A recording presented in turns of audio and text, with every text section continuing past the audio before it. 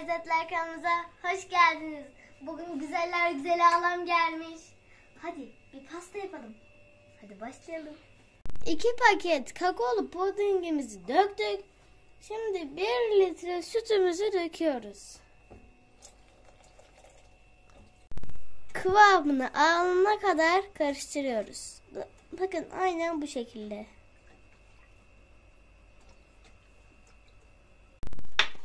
Pudingimiz oldu. Ocağı kapattık ve 50 gram tereyağımızı döküyoruz.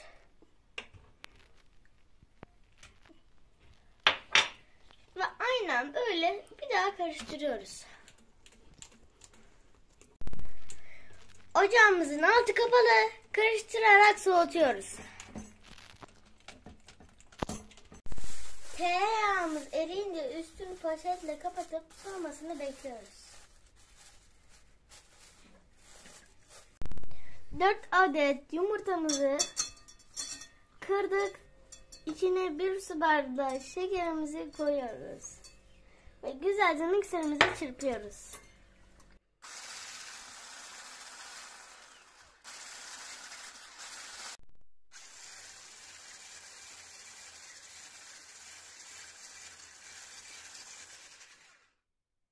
Yarım su bardağı sıvı yağımızı koyuyoruz. Ardından 1 su bardağı sütümüzü koyuyoruz. 1,5 su bardağı unumuzu döküyoruz. 1 paket vanilyamızı döküyoruz.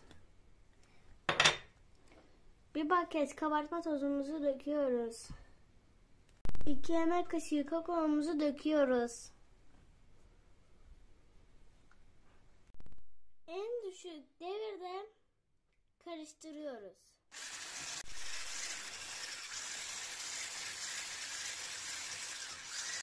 Orta boy borcama döküyoruz.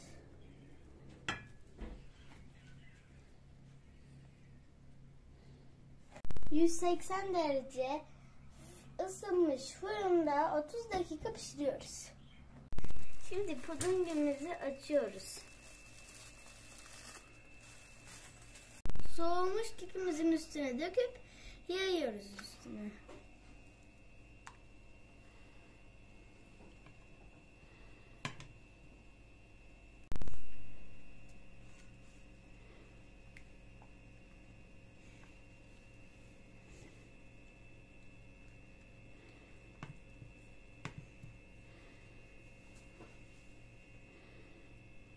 Bir paket kakaolu bisküvitimizi rondodan geçiriyoruz.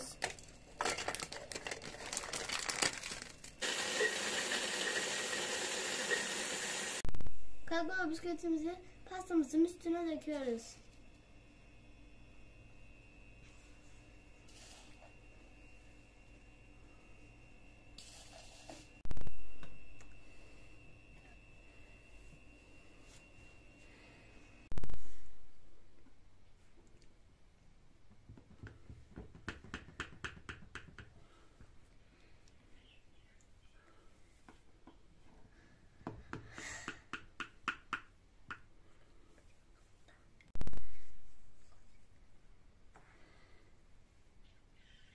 Kendi ellerimle hazırladığım pastam hazır.